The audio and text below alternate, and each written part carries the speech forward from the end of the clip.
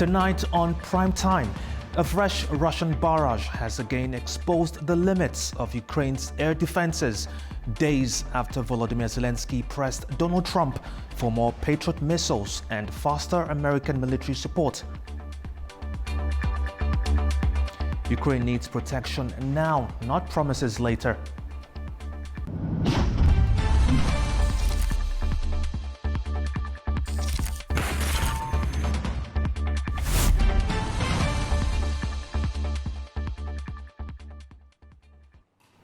Hello to Primetime, I'm James Azimoha. The latest strikes have renewed pressure on Washington and European allies to strengthen Kyiv's defenses as questions grow over whether Patriot production can meet Ukraine's immediate battlefield needs. Zelensky's recent talks with Trump focused on interceptor supplies, licensed manufacturing, and renewed diplomatic engagement. But no emergency package followed.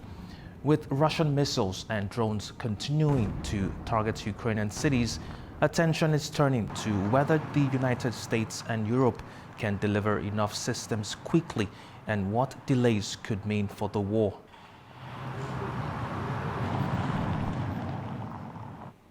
Now, Ukraine's need for stronger air defenses has become even more urgent after the latest Russian missile and drone attacks.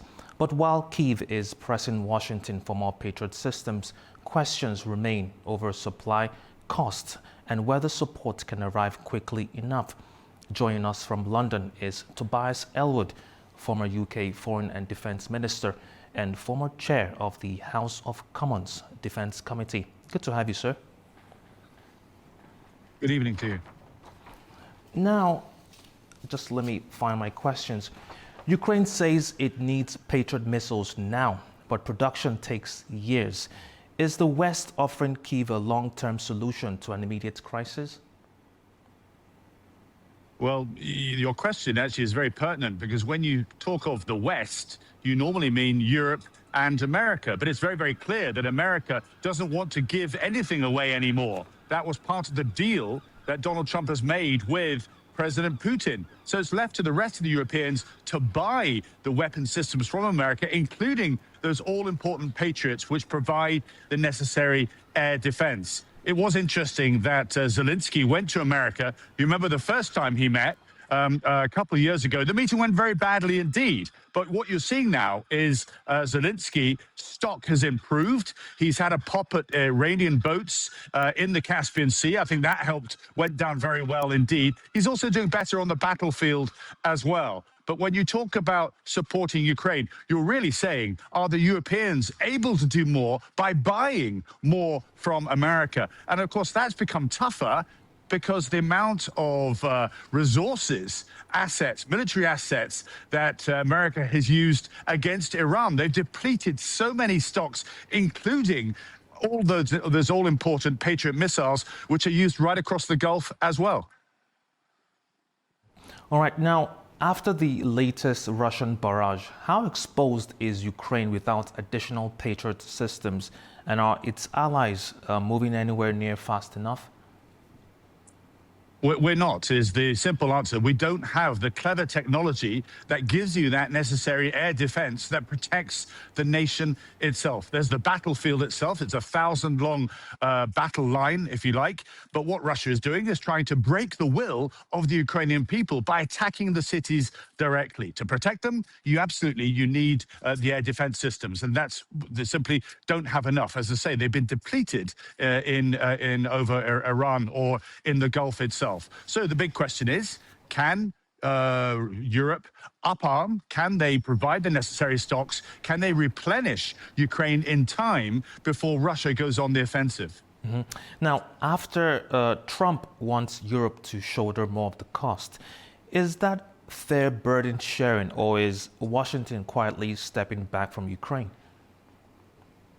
Well, yeah, I think that's a great question because I think it's the latter part. America is stepping back from Ukraine and indeed Europe. It now sees Europe as an economic threat, more willing to do deals with Russia and China than Europe itself. And this is the irony. When Donald Trump says to Ukraine, you've got to spend more on defense, Well, why is that? Well, because Europe's become more dangerous, more volatile, more unstable place because of Russia. And yet America isn't there to support us in pushing Russia back. So he wants us to spend more on defense, but he's actually helping our adversary by bringing Putin in from the cold and striking commercial deals with Russia. Some NATO countries have patriots, but are reluctant to release them. At what point does protecting national stockpiles become harder to justify? Well, we've just touched on the importance of those Patriot missiles, state-of-the-art air defense. And European countries, those who have Patriots, actually have them to defend their own sovereign territory. The idea that you then slide them across the table to somebody else means that you make yourself more exposed. The answer is to provide layered air defense using different types of systems, not just Patriots, but we start actually procuring these. We start designing and build them ourselves so we're no longer reliant on America. That's where NATO, or the European side of NATO, needs to focus. Now, finally, sir, could stronger air defenses improve Ukraine's position at the negotiating table, or does Moscow simply see every new delivery as further escalation? Well, yes. I mean, Ukraine is on the front foot, I do believe. I think their weakness is air defense, as we've just been discussing. But they're sending drones, long-range drones, deep into the heart of Russia, hitting Russian assets, military assets, but also some of their cities as well. So Zelenskyy is reminding the Russian people that 4 years on, Russia is no longer safe. But the Achilles heel is the ability for Russia to then respond and attack Ukraine directly. So to give Ukraine the strength that it needs to be able to push Russia back, it does need greater air defense to protect its own skies. Thank you. That was Tobias Ellwood, former UK Foreign and Defence Minister and former chair of the House of Commons Defence Committee. Good. Thank you for your time, sir. Thank you. All right, after the break, we'll discuss Pakistan's diplomatic push for an immediate ceasefire in Gaza. Stay with us.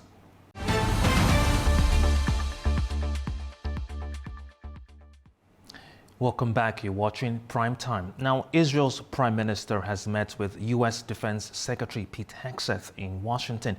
The meeting follows talks between Benjamin Netanyahu and President Trump at the White House. It comes amid increasing tensions over Israel's calls for stronger U.S. action against Iran. Meanwhile, Pakistan has called for an immediate ceasefire in Israel's assault on Gaza following high-level talks with Egypt. Islamabad has urged the UN Security Council to fully implement the ceasefire and peace framework. Mariam Zia reports from Islamabad. Pakistan has followed its appeal at the United Nations for an immediate ceasefire in Gaza with fresh diplomatic engagement. Deputy Prime Minister and Foreign Minister Mohammad Ishaq Dar held a telephone conversation with Egyptian Foreign Minister Badr Abdelatty on Wednesday.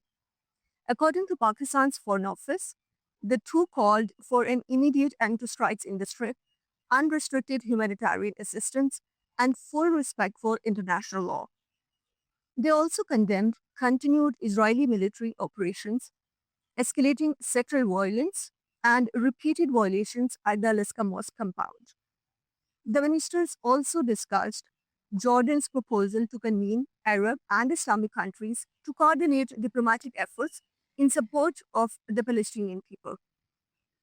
The phone call came a day after Pakistan addressed the United Nations Security Council on Middle East.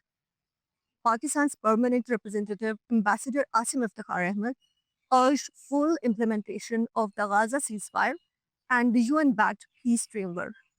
He warned that more than 1,100 Palestinians had been killed since the ceasefire took effect last October, and said delays risked undermining prospects for a just and lasting peace.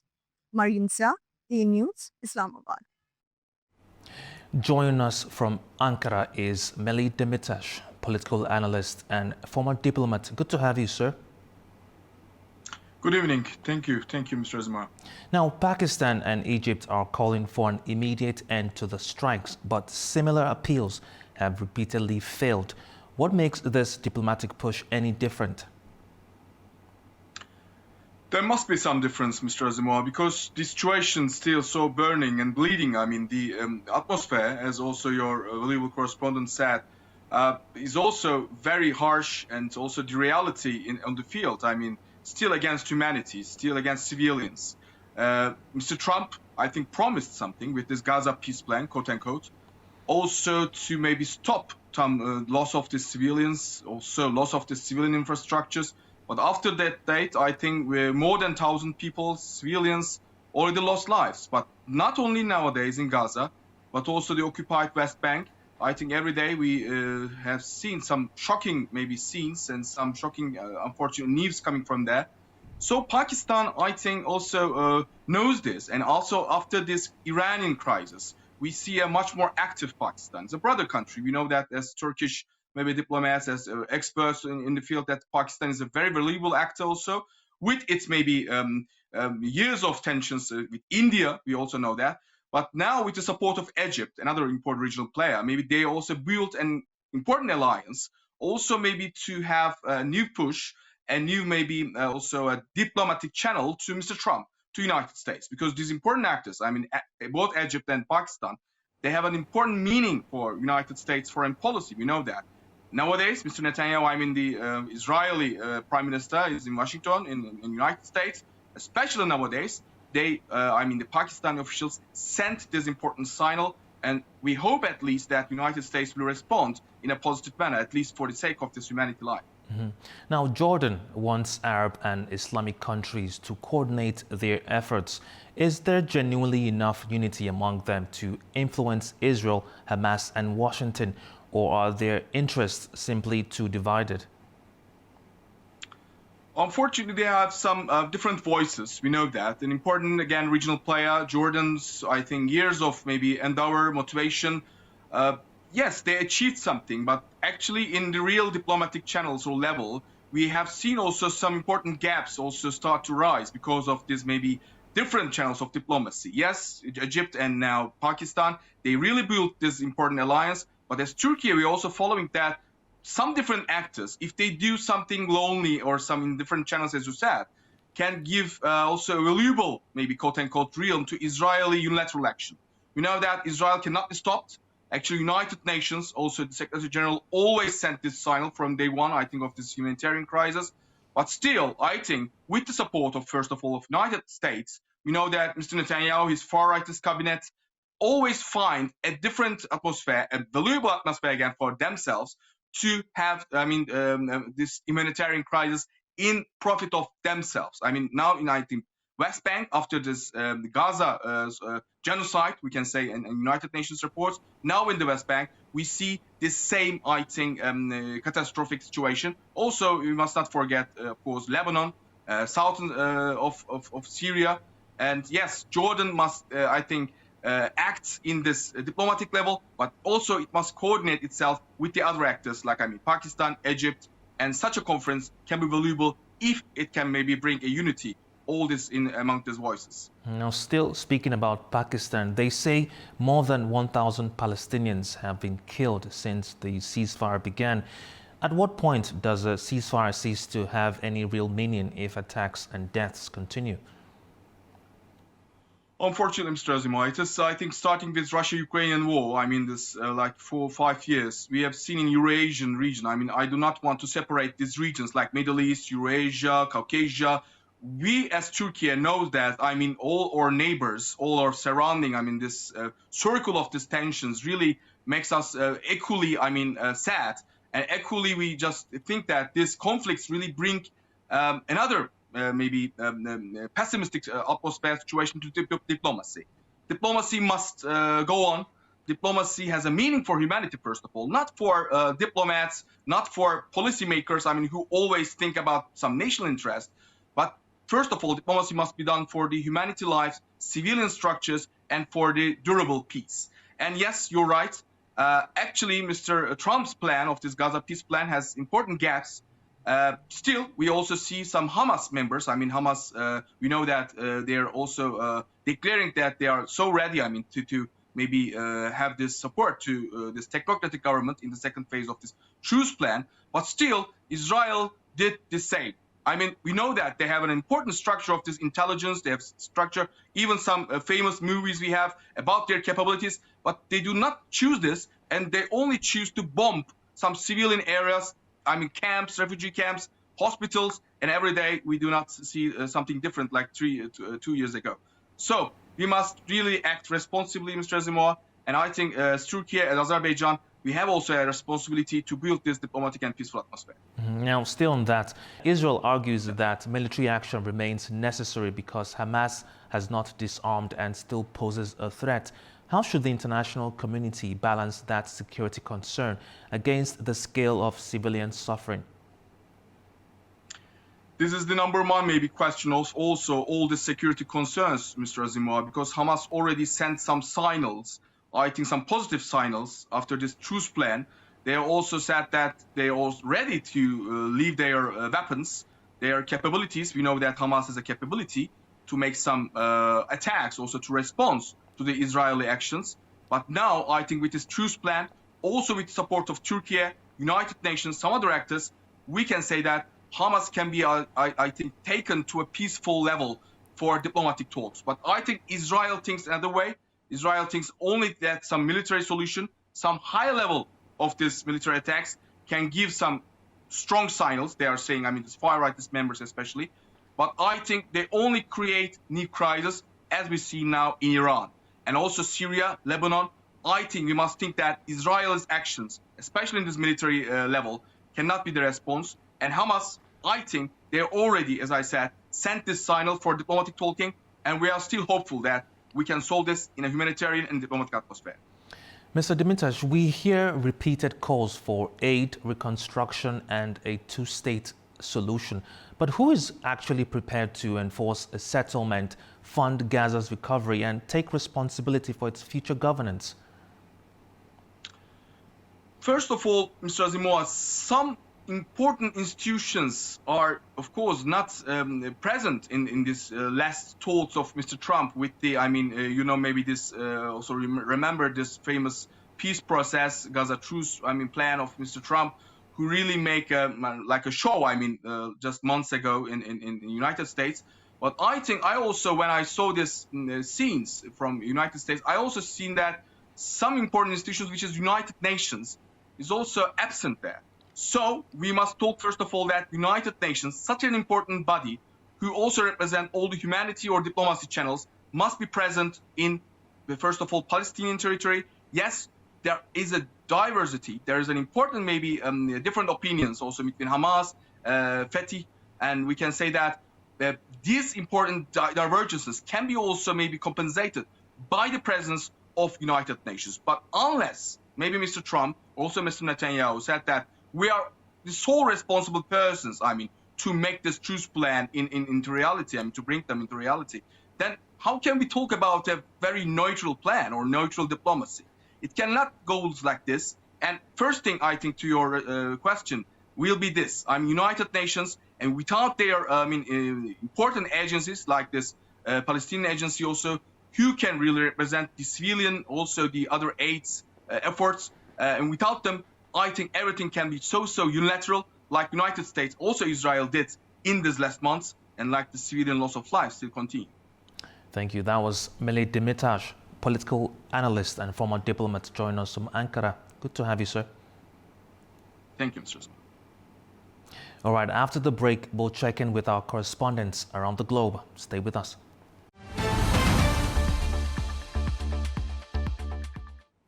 Welcome back. Now, the U.S. has sanctioned a group of mainland Chinese and Hong Kong shipping companies over claims their vessels have been illegally transporting Iranian oil. 2 Iranian maritime insurance companies are also on the list. Laura Westbrook brings us more. 8 tankers and their owning or managing companies were sanctioned for transporting Iranian crude and petroleum products linked to Iran's sanctions evading shadow fleet. The vessels are linked to companies registered in China, Hong Kong, and the Marshall Islands. Washington says the tankers have carried millions of barrels of Iranian oil, primarily to China, since 2022. Washington has sanctioned more than 100 ships linked to Iran's shadow fleet since the start of the year as it seeks to restrict Tehran's oil revenues. A U.S. State Department spokesman says the designations support a U.S. naval blockade on Iranian ports. 2 Iranian companies were also sanctioned after being accused of forcing commercial vessels passing through the Strait of Hormuz to purchase maritime insurance against risks, including seizures, that Washington says are created by Tehran itself. U.S. Treasury Secretary Scott Bessent says the Iranian regime is, quote, desperate for cash. He accuses Iran of holding global commerce hostage and using international shipping to finance the Islamic Revolutionary Guard Corps. China is the biggest buyer of Iranian oil. U.S. officials have accused Chinese buyers and shipping networks of providing Tehran with an economic lifeline by buying discounted crude despite American sanctions. Beijing has consistently opposed unilateral U.S. sanctions against its companies and defended its economic relations with Iran as legitimate. Laura Westbrook for A News in Hong Kong. China has condemned new U.S. restrictions on advanced robotic devices and power inverters, warning that the measures could disrupt trade ties and global supply chains. Abu Hayat Jafarova has more. China has strongly opposed new U.S. restrictions on advanced robotic devices and power inverters, calling the measures discriminatory and harmful to Chinese companies. The criticism follows a decision by the U.S. Federal Communications Commission to deny authorization for certain newly listed foreign-made products in these categories, effectively preventing them from entering the U.S. market. China's Ministry of Commerce says the move damages its legitimate trade interest, undermines the stability of China's U.S. economic and trade relations, and disrupts global industrial and supply chains. The ministry also accused Washington of using national security concerns to justify trade restrictions while pursuing policies aimed at decoupling supply chains. Beijing has urged the United States to reverse the measures immediately, warning it will take countermeasures to safeguard its legitimate interests if the restrictions remain in force. Abu Hayat Jafarova, A News, Beijing, China. Now, rain and cooler temperatures are helping firefighters contain wildfires in southwestern France, allowing 80,000 residents to return home. Ross Cullen reports from Bordeaux. Well, here in Bordeaux, an improving weather picture. This morning we had thunderstorms and a lot of rain fell. It's passed through now, but it was a relief for the thousands of firefighters who are continuing to battle the blazes to the west of this city.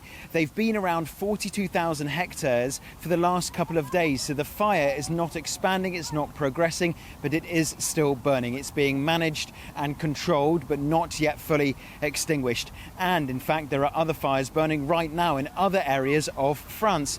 To the south of the capital, Paris, a new fire has started in Fontainebleau Forest, where a couple of weeks ago there was a huge blaze there.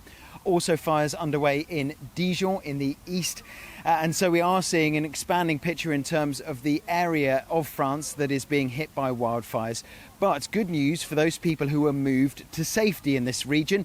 80,000 can now return to their homes after their areas, their villages now being declared to be in a safe zone. So the overall picture is that the fires are burning, but we have had some rain. The situation is easing. The temperatures, those 42-degree highs that we saw on Wednesday, they have eased now. We are much cooler today, Thursday. People are able to return home, but the situation is not yet fully dealt with. It's certainly the fires have not yet been extinguished, so there is still a lot of work for the fire service to do in this region of southwestern France.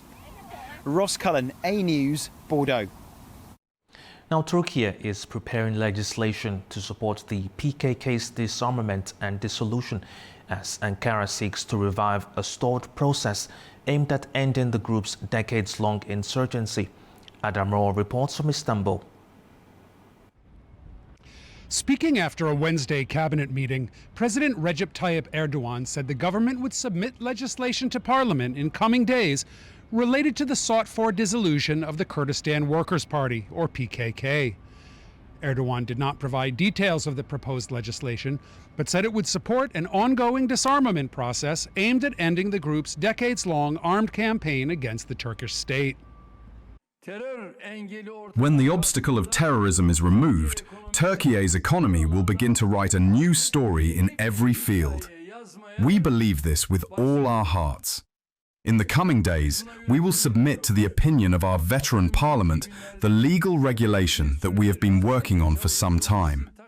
As the People's Alliance, despite various difficulties, we will, God willing, bring this important process, which we have carried out in full solidarity, to its goal with the support of our political parties that place national issues above their personal interest.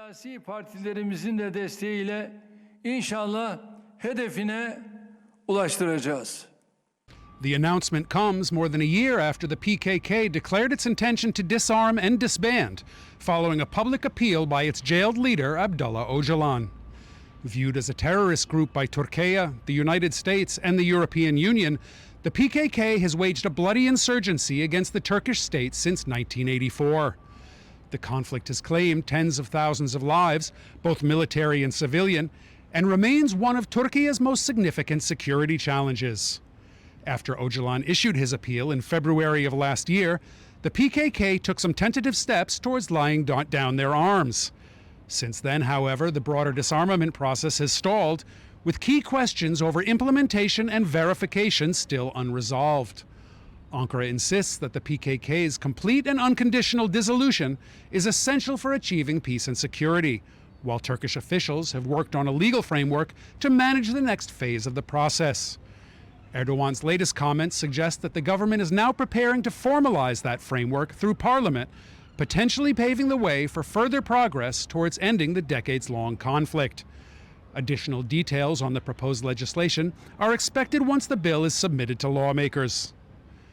This is Adam Morrow for A News in Istanbul, Turkey. Now, Iran says it wants to avoid further escalation after a Ukrainian strike on one of its merchant ships in the Caspian Sea killed a sailor. Turaj Shiralilu has more. Iran has signaled that it doesn't seek an escalation in the war in the region after Ukraine struck an Iranian merchant ship in Russia's territorial waters in the Caspian Sea at the weekend, killing one sailor. Diplomats from both Tehran and Moscow met in the Russian capital to discuss what happened, according to the state IRNA news agency. Iran's ambassador to Russia, Kazem Jalali, and Kremlin's special representative for the Caspian Sea affairs, Nikolai Udovichenko, also focused their talks on fostering bilateral relations, including in the Caspian Basin. Meanwhile, Iranian Foreign Minister Abbas Araghchi and his Ukrainian counterpart Andrei Sybiha held a phone call on Tuesday. Previously, Iran's foreign minister demanded restitution for losses amid unconfirmed media reports that Tehran was considering a reprisal response by targeting a Ukrainian port in the Black Sea. He had vowed to hold Kiev accountable for the attack, promising in a post on X that the strike cannot remain unanswered. However, the plan was reportedly restrained after the phone call. Tehran has stressed that its commercial vessel was solely carrying non-military cargo. Speaking to IRNA, Ambassador Jalali added it was justified to expect that Russia will retaliate. Foreign Ministry spokesman Ismail Baghai has slammed the attack as illegitimate and contrary to the United Nations Charter, rejecting Kiev's claim on linking Tehran to the ongoing war between Russia and Ukraine. Turaj Shiralilu from Tehran for A News. Now, Afghanistan has launched a 4-year, $4.85 million mine clearance project aimed at protecting civilians and reclaiming contaminated land for farming, housing and development. Tamim Bahis has more from Kabul. Afghanistan remains one of the most mine-contaminated countries in the world. Landmines and explosive remnants of war continue to kill and injure civilians, particularly children. During the first 5 months of this year, at least 175 people were killed, with children making up 75% of those casualties, according to the United Nations Office for Coordination of Humanitarian Affairs. The devices also prevent communities from safely farming land, building infrastructure and returning to normal life after decades of conflict.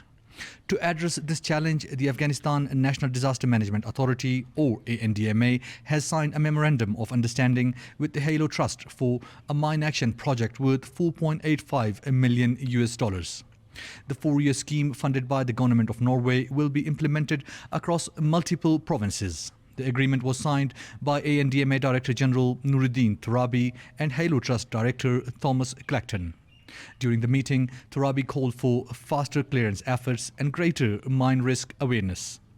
Under the deal, more than 11.1 million square meters of contaminated land will be cleared, benefiting an estimated 32,600 people directly and indirectly. It will also provide a mine risk education and clear landmines, unexploded ordnance and other explosive hazards. Officials say the initiative will not only save lives, but also allow communities to safely reclaim land for agriculture, housing and development. Tamim Bahis in Kabul, iNews. Now, Russia has deported more than 43,000 foreign nationals and stateless people in the first half of this year, a rise of more than 65% from the same period in 2025. Seva Rajapova reports from Tashkent. More than 43,700 foreign nationals and stateless persons were deported from Russia to 59 countries between January and June this year. That's according to Russia's Federal Bailiff Service. The figure is 65.5% higher than during the same period last year, when around 26,400 people were expelled. The increase follows a series of measures aimed at tightening migration controls. Earlier this month, Russia's upper house of parliament approved legislation expanding the number of administrative offenses that can lead to deportation from 22 to 45. The list now includes public order violations, disobeying border officials, discrimination, and the online distribution of content deemed to undermine human dignity.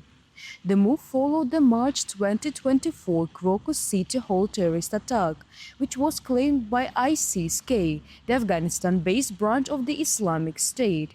In the aftermath, authorities shortened the permitted period of stay for many foreign nationals, expanded police powers to order deportation in certain cases without a court ruling, and stepped up inspections at construction sites, markets, and other workplaces employing migrant labor. As a result, Russian authorities issued 190,000 decisions on the administrative expulsion, deportation, and readmission of foreign nationals in 2024 alone. There have been no official statement from the governments of Uzbekistan, Kyrgyzstan, or Tajikistan in response to the latest deportation figures.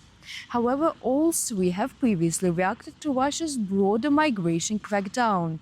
Uzbekistan's migration agency said it was monitoring the situation, providing consular assistance where needed, and urged its citizens to comply with Russian migration laws. Tajikistan launched a diplomatic protest over the treatment of the citizens, while Kyrgyzstan advised its nationals to avoid non-essential travel to Russia. It's Seva Rajapova reporting from Tashkent, Uzbekistan, iNews. Now, Astana is hosting the Games of the Future for the first time, bringing together more than 800 athletes from 34 countries. Farza Kalmaziner has more. The Games of the Future are underway in Astana, where more than 800 athletes from 34 countries are competing in 8 phygital disciplines.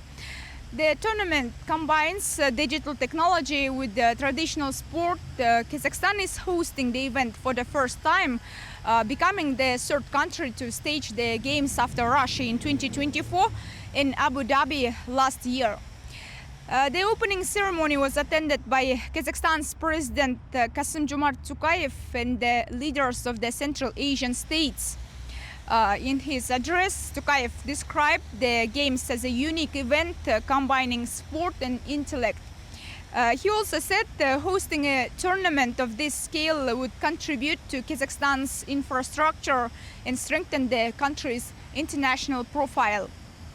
Therefore, amid growing global challenges, unique initiatives such as the Games of the Future are getting much deeper significance.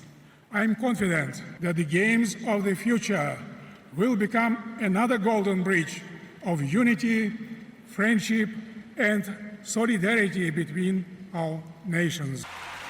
Athletes compete first in a video game before taking part in the physical version of the same discipline.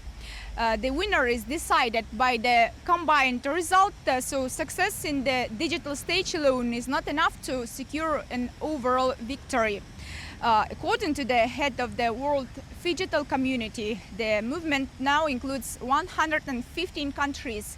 National tournaments and qualifying events are held across its member countries, with the top athletes earning a place at the Games of the Future. The competition runs until August 9th. The total prize fund is nearly $5 million, with around 1,000 volunteers supporting the event. Parisa Kalimurzina, Almaty, A News. Azerbaijan's President Ilham Aliyev is in Kyrgyzstan for talks expected to deepen bilateral ties and strengthen Azerbaijan's role in an expanding Central Asian format. Andy Miyok has the details. Hello from Cholpon-Ata, the Kyrgyz resort town that's about to host a major summit. In the run-up to what's called the informal consultative meeting of the heads of state of Azerbaijan and countries of Central Asia, Azerbaijan's President Ilham Aliyev arrived to his state visit to Kyrgyzstan. Aliyev is set to meet his Kyrgyz counterpart Sadir Japarov for talks, with the two sides signing a number of documents. Among those, one that stands out is the Treaty of Allied Relations that the two leaders are expected to sign, that would bring the relations between the countries up from the strategic partnership level we've seen since 2022 to the highest possible level, that of an alliance.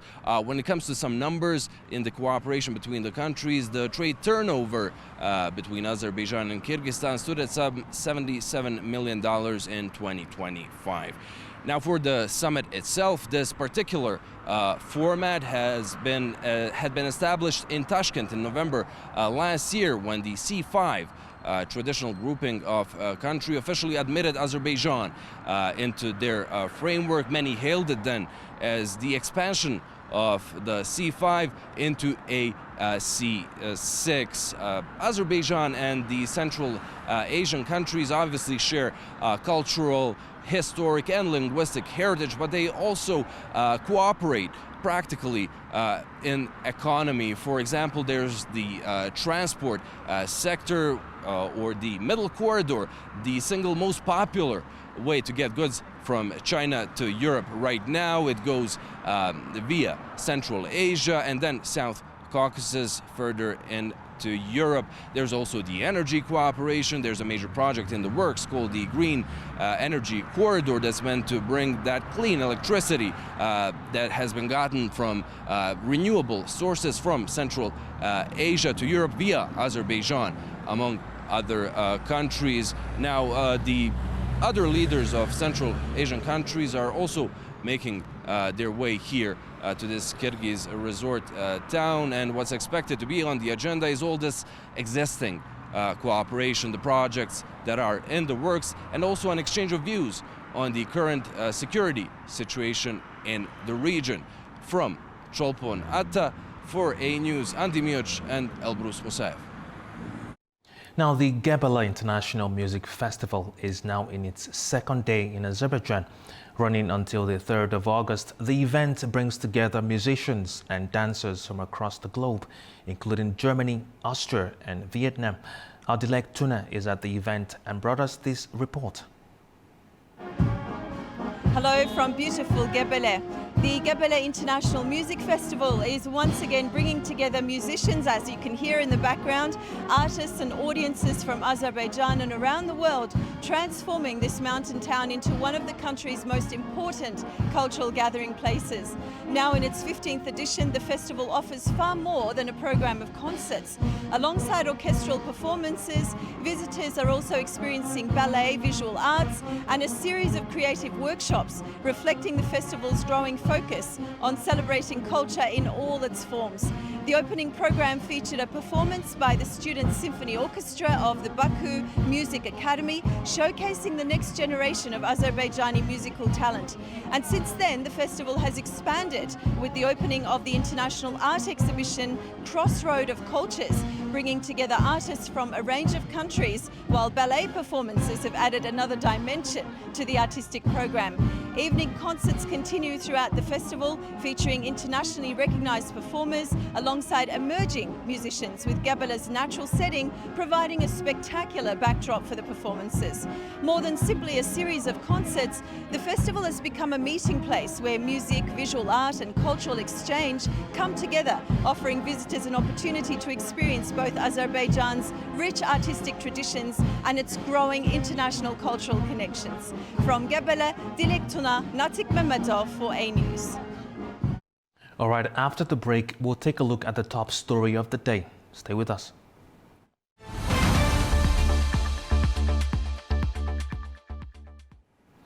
Welcome back. You're still on to Prime Time. Now, the confrontation between the United States and Iran is widening across the Middle East, with fresh strikes, rising casualties, and more than 50,000 American troops on high alert.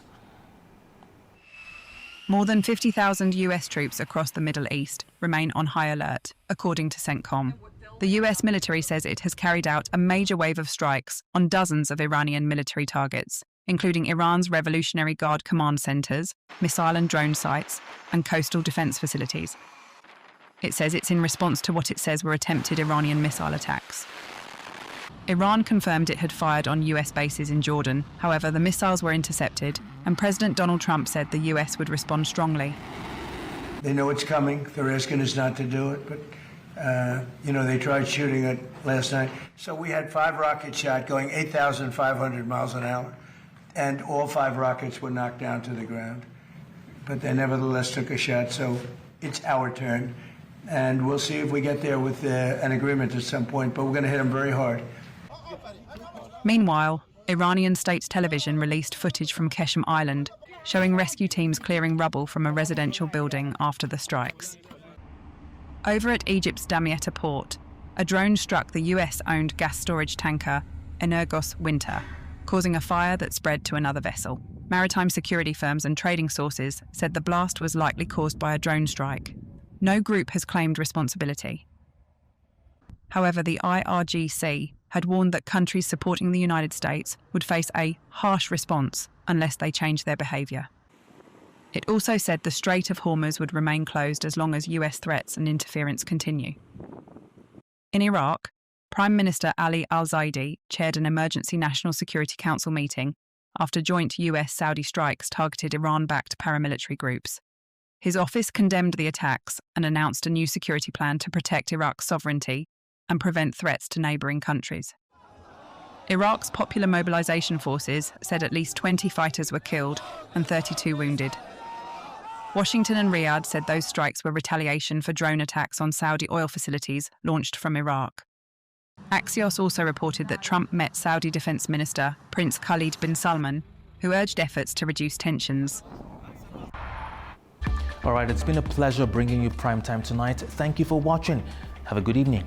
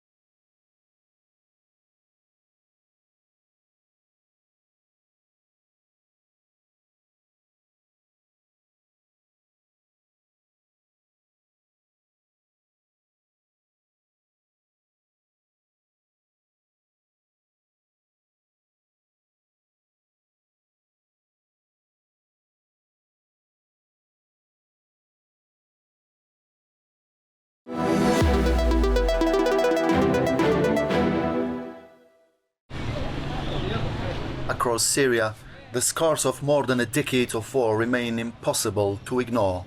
The civil war may be over, but for many Syrians, a return to normal life still feels like a distant reality. Yahya is a shoe seller in Hasaka, northeastern Syria. Like many small business owners here, he says rising costs and lack of customers are making it increasingly difficult to earn a decent living. Nothing has improved here at all. There's no work. We have to buy water.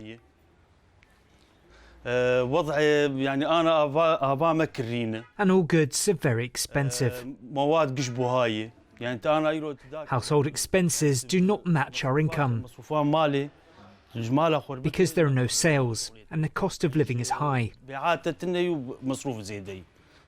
This region was a major fault line during the nearly 14 years of civil war, with various armed groups vying for control.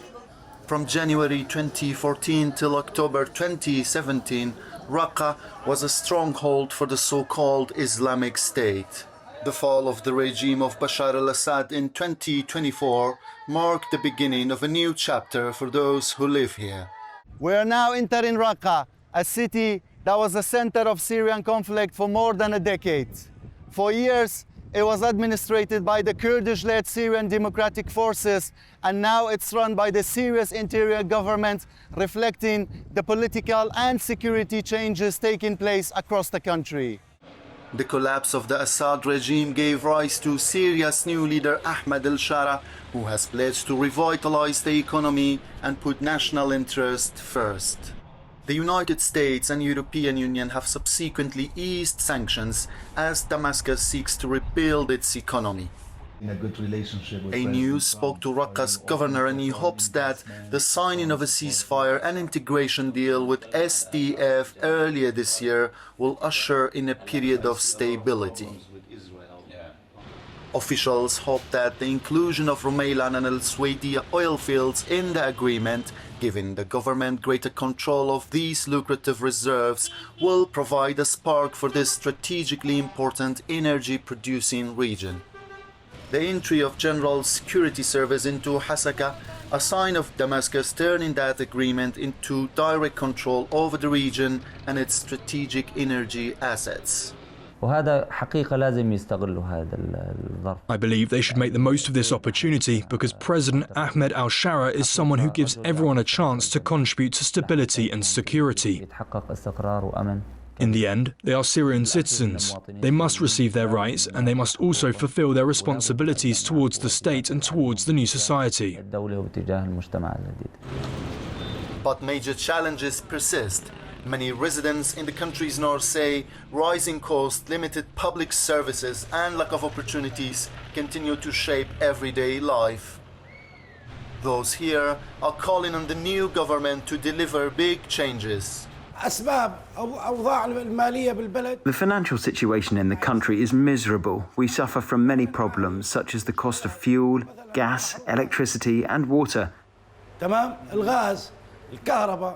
These are problems that affect the people in general and us in particular. According to the United Nations, more than 15 million Syrians require humanitarian assistance. The guns have fallen silent, but for many, it's impossible to return home. Kamnia Hamad Malamatar has lived in a displacement camp for 7 years after she was driven from her home by armed groups. We've endured the heat, the cold, hunger, everything, just to stay alive and keep our health. She says returning home is impossible because of widespread destruction and lack of basic services. Our homes are completely destroyed. We're from Baba al Khair.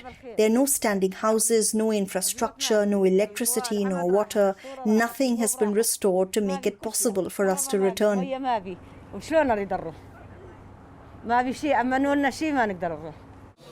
Roughly half of the population is believed to have been displaced during the conflict, putting a major burden on healthcare providers. A News visited the Hasaka National Hospital, the only one in the area with incubators, which also struggle with unreliable electricity and severe shortage of essential medical supplies. People here need comprehensive health care. Unfortunately, neither our public hospitals nor generally the private hospitals provide fully integrated health care. At Al-Hasaka National Hospital, we face major challenges such as shortages of medicines, medical equipment and medical supplies. More than 3.5 million Syrians have returned home since the fall of Assad regime. Despite the challenges, Syrians remain hopeful that they can build a better future together. I only want to study in my language, work together and remain in Syria so that we can build it together. That's all I want. As the nation seeks to transition from conflict to reconstruction, concerns linger over the competing political currents still flowing across Syria. This is the Euphrates, one of Syria's most important waterways, closely connected to the history and the daily life of people here. During the years of war, this was a shifting line of control between different forces across the country. Today, control of the Euphrates is no longer just a military matter. It is also central to water access, resource security, and the movement of people and trade across the region. Officials warn that those power struggles are yet to be resolved, especially in areas home to diverse ethnic and religious communities including Kurds, Arabs, Christians and Yazidis. The government has pledged to reunify Syria and declared Kurdish as a national language, but assimilation concerns linger. There was fear, and today there is still fear. Specifically, the war between the Kurds and the Arabs created a problem. Now the Kurds look at the Arabs with suspicion, and the Arabs look at the Kurds with suspicion.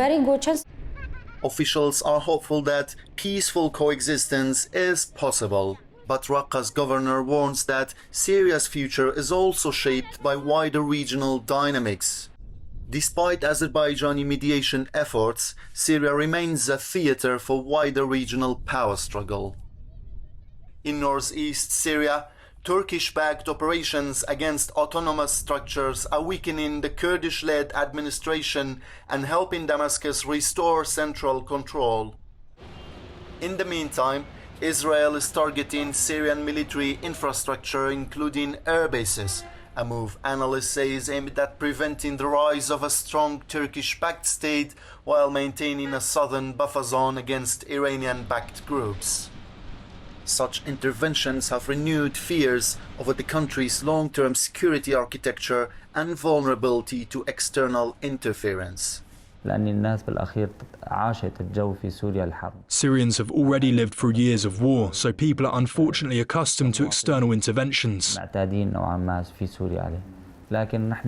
However, if we want Syria to prosper, develop further and catch up with advanced countries after 15 years of war, and indeed after decades of broader challenges, we need stability. Across Hasaka and Raqqa, residents describe a fragile transition. Years of conflict have left economic hardship, pressure on basic services and uncertainty about what comes next.